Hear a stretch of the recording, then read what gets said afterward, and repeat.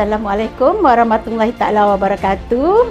Saya Dr. Siti Haliza selaku pensyarah perakaunan Fakulti Perakaunan UiTM Cawangan Kelantan, merupakan person in charge untuk program Cakna 3.0, anjuran Fakulti Perakaunan dengan kerjasama Persatuan Muslim Malaysia dalam memberikan sumbangan berupa kotak infak kepada 130 pekerja kontrak di UiTM Cawangan Kelantan.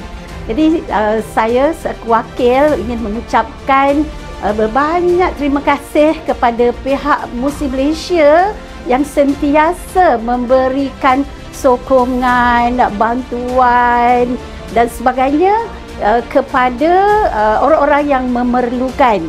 Jadi harapan saya semoga usaha Muslim Malaysia ni dapat diteruskan dan Muslim Malaysia akan terus bertambah rezekinya dalam menyantuni orang-orang yang memerlukan.